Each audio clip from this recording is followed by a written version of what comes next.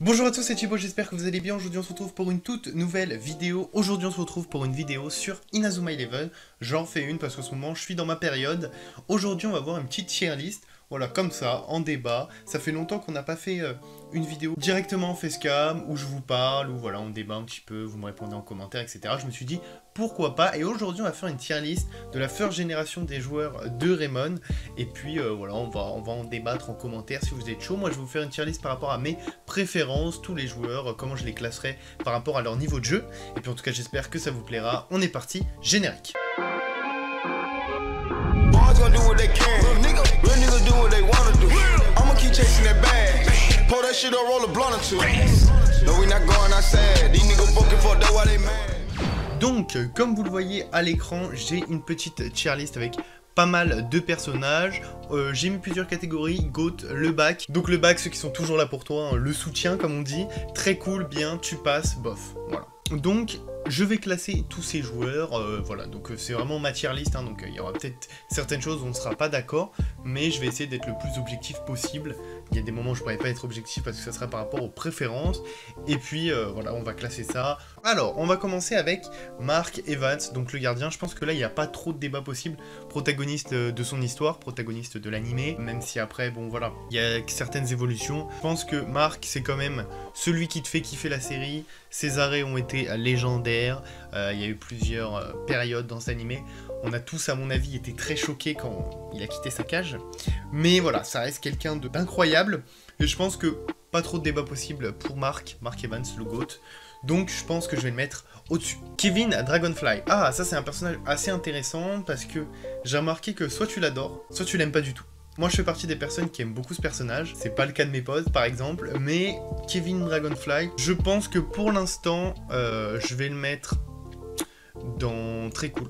Choc du dragon, choc de la Douivre, tornade du dragon, on a quand même pas mal de techniques assez stylées avec Kevin, un caractère de cochon, il est vrai, mais ça reste un personnage assez cool, assez intéressant, là depuis le début quand même. Après on pourra toujours changer, mais je pense que très cool, c'est une bonne place pour lui. Donc Jack Wallside, ce personnage incroyable, ce défenseur légendaire d'Inazuma Japon. Que dire de Jack Wallside? Personnage emblématique, j'allais dire charismatique, mais je pense que c'est pas le mot pour définir Jack. Mais personnage quand même assez important, pas mal de techniques. On va essayer de les classer. Donc en défense, on va avoir la montagne, le mur. Il me semble que c'est tout pour la défense. Et après, il va aider pour certaines techniques de tir. Donc on a le trampoline du tonnerre, le super trampoline du tonnerre et le tourbillon trampoline, tout ce qui est à base de trampoline, puisque de toute façon Jack est utilisé comme coussin, voilà, c'est un humain qu'on utilise pour sauter dessus, c'est génial, non mais ça reste un personnage très très cool, moi j'ai beaucoup aimé Jack, je vous invite à aller voir la vidéo, le résumé foireux sur Inazuma Eleven, qui est assez drôle, et Jack, toujours aussi hilarant. Jack, je pense qu'aussi je le mettrai en très cool. Il y en a peut-être qui me diront que c'est un peu surcoté, mais Jack, voilà. Jack, ça reste un personnage très sympa. En vrai, j'hésite avec le bac, mais je pense que dans le bac, il y aura des personnages très très lourds, donc peut-être pas les mettre comme ça. Donc je pense que Jack Wallside, très cool, ça se met bien. Voilà, un petit personnage ici, je pense que c'est très sympa. On arrive maintenant à un personnage que j'aime beaucoup, Nathan Swift, donc... Le Nathan il pèse. Le Nathan, faut pas déconner, c'est un personnage très important, là depuis le début, qui quitte son club d'athlètes pour rejoindre l'équipe de foot de Raymond, donc c'est pas rien quand même. Beaucoup de techniques de la part du Nathan, des techniques très stylées, hein. On va avoir le dribble rafale, donc sa première technique. On va avoir l'oiseau de feu avec Axel, qui a une technique que vous avez très bien notée. On va avoir le tacle puissance 3, Phénix noir, le tir puissance 3, la nouvelle danse éole. Je l'ai dit tout à l'heure, le tourbillon trampoline avec Jack, et l'ouragan, voilà, donc je pense que j'ai tout dit. En tout cas, il y a pas mal de techniques de la part de notre ami Nathan. C'est un personnage très important quand même, hein, un personnage, il va y avoir une vraie évolution, il va céder au mal pendant un certain temps. Voilà, c'est un personnage qui, moi, m'a beaucoup marqué. Il a cédé au mal quand même, mais bon, ça reste le frérot. Moi, je pense que Nathan, je mettrais dans le bac. Dans le bac, la nouvelle danséole, incroyable. C'est un personnage très cool, Nathan. Il a pas fait les meilleurs choix à certains moments, hein, il nous a un peu déçus, mais voilà, ça reste un personnage que tu apprécies, auquel tu t'attaches, et je pense qu'il mérite son bac. Donc on va le mettre ici. Voilà, je sais pas ce que vous en pensez, dites-moi, mais je pense que c'est plutôt cool. Cet énorme beau gosse, celui qui sera sûrement sur la miniature vu le culte que je lui voue. Axel Blaze, le BG, le personnage qui nous a tous fait kiffer dans notre enfance. Que dire? Bon bah je l'ai mis dans le GOAT, hein, j'ai même pas réfléchi, vous l'avez vu. Beaucoup trop de super techniques, incroyable. Il me semble que dans le classement que je vous ai fait, il a quand même pas mal de place dans ce classement. C'est quand même très stylé, parce qu'on va avoir la tornade de feu qui va évoluer, la tempête de feu aussi, la tornade du dragon, bon il y a plein de techniques combinées, le tourbillon de feu, feu glacé, tempête du tigre, enfin il y a plein de techniques, les combiner, que ce soit ses propres techniques ou les combiner. Dès qu'Axel apparaît dans une technique, elle est stylée, en fait il n'y a même pas de débat, ce personnage définit le flow dans cet animé, et vraiment je pense que voilà, il mérite sa place de GOAT. Je pense pas qu'il puisse aller autre part, et c'est trop cool, Axel. En fait, il y a quelqu'un qui veut regarder un animé, tu lui dis regarde Axel, tu montres un petit extrait d'Axel faire une tornade de feu, il regarde directement. Il est incroyable ce personnage. Du coup, il va en GOAT avec Marc, et je trouve qu'il mérite sa place. On passe au prochain personnage, on passe à Bobby. Sacré blaze le Bobby. Hein. Donc Bobby Scherer, personnage assez intéressant, assez cool, parce que je trouve qu'il a une vraie évolution, Bobby Scherer. Donc au début, qui était un espion de la Royal Academy, qui a changé, qui s'est rendu compte que voilà, c'était une vraie équipe avec des gens sympas, et qui a tilté. Il a tilté que les techniques utilisées par son entraîneur, c'était des techniques malsaines, fourbes, et donc il se l'est dit voilà, je sais comment. Enfin, il a avoué, il s'est repenti, il a joué pour Raymond. C'est un personnage qu'on verra évoluer. Et c'est un personnage très cool, très sympa, tacle de la mort très cool, technique très sympa. Donc, Bobby Scherer, en vrai, je pense que je le mettrais dans bien ou très cool. Je le mettrais dans bien pour son évolution, etc. Il mérite peut-être un peu plus que Todd, mais bon, je laisse dans bien. Je pense que sa place, voilà, il la mérite un petit bien. C'est très cool. On passe tout de suite au prochain. Jude Sharp, alors pour moi, ce mec, je l'adore. GOAT, il va dans GOAT aussi. Jude, bon, j'aime beaucoup trop ce personnage. Son évolution, son caractère, ses techniques, son style de jeu, son intelligence, le mec a tout. Le mec a vraiment tout pour lui. En plus, les techniques manchot empereur, les tirs puissance, tout est stylé chez ce mec. Donc, franchement, il mérite sa place de GOAT. Il a rejoint, fait capitaine. Alors, apparemment, il évolue un peu plus dans les nouvelles gens de Inazuma. Mais c'est un personnage, moi, que j'ai trouvé belle évolution. Au Japon, il a carry, hein, franchement, un très bon personnage, je veux dire à l'international.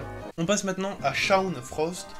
Shaun Frost, voilà quoi, je veux dire que j'ai eu le jeu Tempête de glace sur DS, Blizzard éternel, Entends ma rage, et c'est waouh, c'est incroyable. Le syndrome bipolaire entre Aiden et Shaun là, son background, son histoire, son développement, ses techniques, le feu glacé, hein, tout est incroyable, tout est incroyable. Non, c'est un personnage trop cool. Je pense que vraiment le GOAT aussi. Dit trop bien. Enfin, Shaun, quel personnage, mais quel personnage. Quand on va au collège alpin pour le recruter, quand je l'ai revu pour la deuxième fois il y a pas longtemps, j'étais là en mode ça y est, on va voir Shaun et franchement, ouais, il mérite sa place. Franchement, il mérite sa place. On passe tout de suite au personnage suivant. On a Shadow Cimmerian, il me semble, qui va réaliser la tornade noire, et c'est un personnage que je trouve trop stylé. Beaucoup trop stylé ce personnage. Je pense que je vais le mettre assez haut parce que Tornade Noire, il va participer aussi au Triangle de la Mort. C'est un personnage un peu sous-coté, moi je trouve. Hein. Franchement, on aurait dû plus le faire jouer parce que il est assez stylé. Il est assez stylé. Ouais, je pense que je le mettrais dans très cool. Hein, parce que la Tornade Noire, elle claque comme très badass. Ouais, je pense que je vais le mettre là.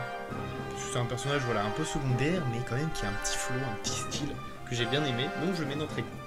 Pas très objectif, mais on passe tout de suite au prochain personnage. Donc du coup, Hurley Kane, un personnage assez cool, hein. Hurley Kane, pas mal d'attaques, il va être assez important. Ça va pas être un des personnages principaux, mais ouais, Hurley Kane, je pense que je le mettrais dans très cool. Tir Tsunami, il va y avoir le Typhon aussi, dans la Coupe du Monde. Ah, il est quand même cool, hein. Je pense qu'il se joue entre très cool et le bac. C'est un personnage qui est très cool, on va le mettre là. C'est un personnage, ça joue.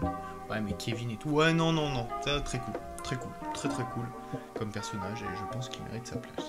On passe maintenant à un de mes personnages préférés. Alors là, l'objectivité n'est pas ici, parce que il pourrait peut-être se mettre dans le bac. Mais moi personnellement, en fait, il faut savoir que l'Instant Céleste, le fameux, est un de mes moments préférés de tout Inazuma Eleven. Je me souviens que j'étais petit, que je le vois comme ça, claquer des doigts, genre le Zawardo là, tout le monde s'arrête, il marche, j'étais là en mode Jésus, c'est Dieu. Genre vraiment, je trouvais ça incroyable. Incroyable, et donc ce personnage, d'ailleurs j'ai un pote qui crochait sur ce personnage, puis quand il a écrit que c'était un mec des illusions, comme on dit, mais c'est un personnage très très cool, que je vais mettre ici, parce que je l'adore tout simplement, et c'est trop cool, c'est trop cool, savoir suprême, une technique incroyable, ensuite il va rejoindre Inazuma, il va être légendaire ce mec, enfin bref, j'adore ce personnage, donc je le mets en GOAT, et puis voilà, je pense que certains d'entre vous sont peut-être pas d'accord, mais moi je l'adore, donc voilà. Xavier, malheureusement aussi, Xavier il va aller dans GOAT, hein. Donc Xavier qui a des techniques, j'allais dire spatiales, mais oui un peu, technique légendaire de la part du Xavier, qui rejoint Inazuma, qui nous carry à la coupe, hein. Franchement à l'international il nous a bien carry, on va avoir du météore géant, du tir stellaire, le Big Bang à la fin, incroyable. Non mais ce personnage était beaucoup trop lourd, ce personnage est beaucoup trop lourd, je ne peux pas le mettre, avec Nathan, c'est pas possible. Pas possible. Nathan est un très bon personnage, mais je peux pas le mettre avec Nathan. Xavier, il est au-dessus. Xavier est au-dessus, donc je pense qu'il mérite sa place de GOAT. Donc, Jordan, parce que je pense que là, on a dit sous Inazuma, hein, donc Jordan, je sais pas comment. Mais sinon, Janus, hein, pour ceux qui connaissent. En fait, je peux pas dissocier Janus de Jordan. J'adore Jordan, dire comme ça. Je pense que c'est Jordan, mais bref. Donc, je vais le mettre dans le bac. Parce que voilà, c'est un personnage qu'on a trouvé très stylé, que ce soit en Janus, en méchant ou en gentil à la coupe. Même s'il n'est pas parti, mais il s'est entraîné jusqu'à la fin, etc. C'est un bon personnage. C'est un bon personnage.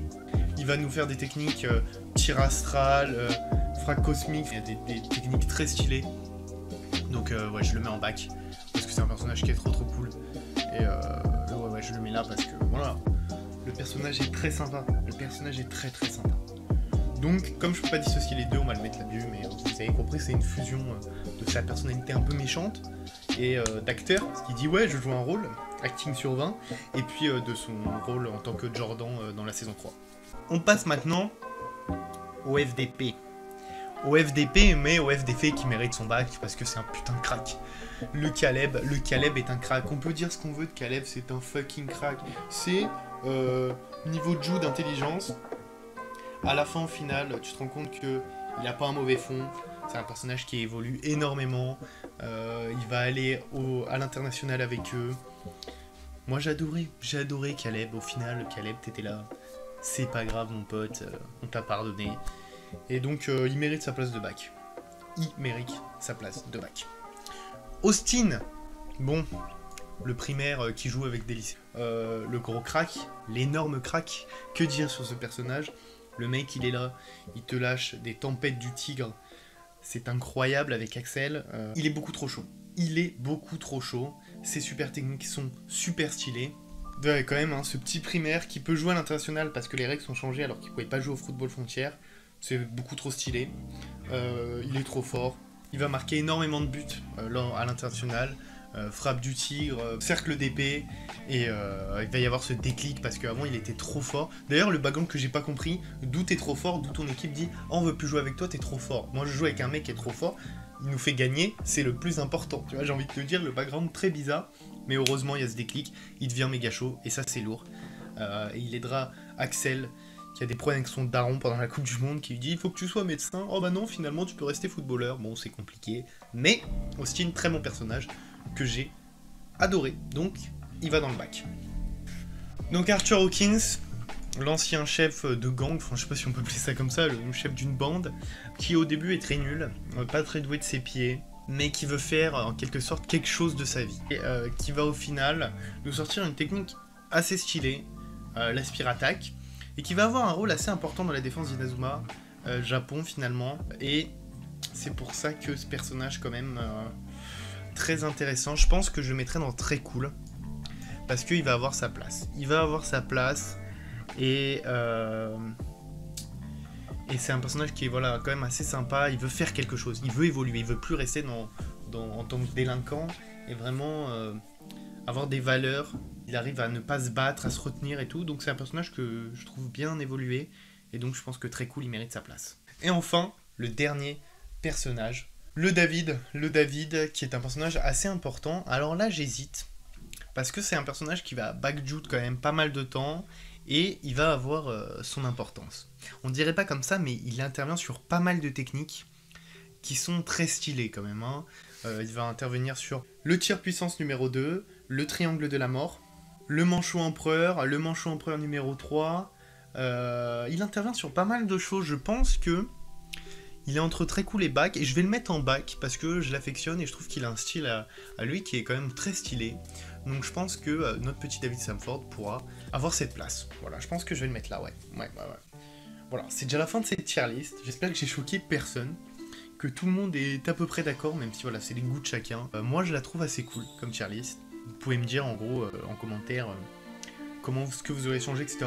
Dans la politesse, les gars, c'est complètement subjectif ce genre de choses, selon les goûts de chacun, et puis on pourra en débattre en commentaire. En tout cas, voilà, j'espère que cette vidéo vous aura plu. N'hésitez pas à vous abonner, à liker, à partager cette vidéo. Je vous fais plein de trucs en ce moment. Je vais faire sur du Inazuma, des séries, plein de trucs. Je vais me faire plaisir.